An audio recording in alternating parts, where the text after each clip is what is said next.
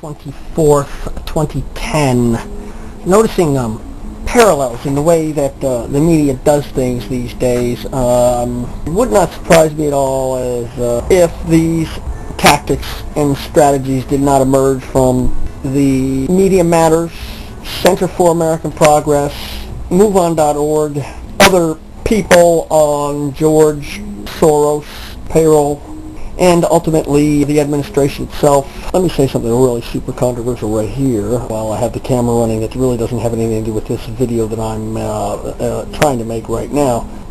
I'm suspicious that they have finally found a man in Barack Obama who does not mind being the secret agent, whether knowingly or unknowingly, of hostile and enemy forces, coalitions, warriors, conventional and unconventional entities who seek to bring down the United States, and anti-capitalists seeking to bring down capitalism, a network of worldwide Workers' Party, read communism, which never hid the fact that they are dead set and hell-bent on taking over the world ever since they started.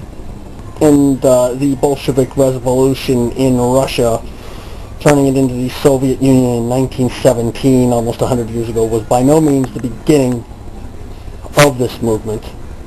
Maybe someday we can get into that a little more, research it a little further if you do not do so yourself.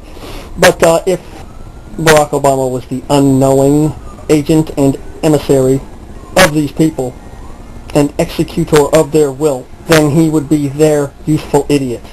Think about the position which the man holds now, at which he seems to be over his head at times. That's the way some people interpret it, both on his side and not on his side.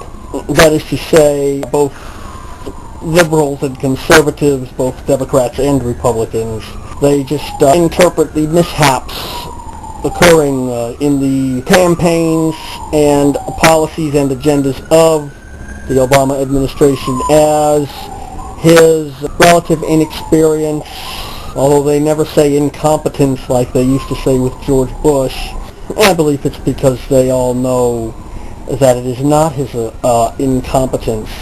And if it does look like such, it is an image that he and his handlers wish to portray in order to fool people and in order to intimidate those who are pundits and who criticize him, and to avoid being too honest with the camera and risk either their own lives or the threadbare shreds of honest, good intent by these people that they will be able to pull society through without too much damage and still be able to redistribute the wealth in the way that they have planned and promised. Certain demographics aim us at a steadier bearing and vector towards a globalist one world government, which is the intent. And in order to do that, Obama's in the perfect spot. He will have access to all the higher-ups and all the executive positions of all the largest corporations that have all the biggest money contracts with the government for all sorts of military and non-military uses and instruments and vehicles and technologies. The most advanced of everything, with the most employees and the highest skilled set of employees. A man in Obama's position has access to a who's who that has connections and a plethora of other highly desirable, shall we say, personalities within whatever scope and sphere and network they operate within, because of all the information to be gleaned and to be stored on the man's BlackBerry. Can one day leave the office of president just as a stepping stone to either further his ends to become the head of a global socialist one-world government, or furthering that towards its progress and fruition thereof, and or possibly, if not him, practically pave the way for one who follows him to be seated at the throne at the top of the world, as it were. So let me see. What I was getting into watching this video about the Imam, what was his name, Faisal.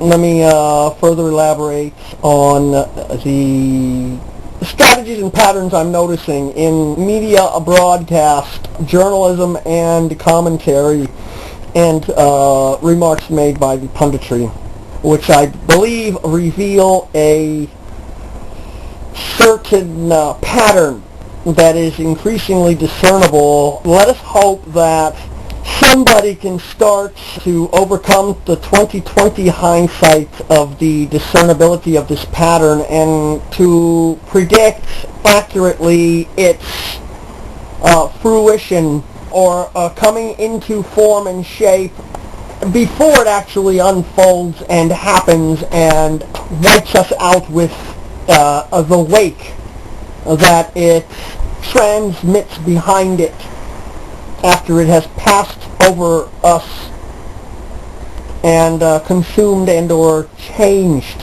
us.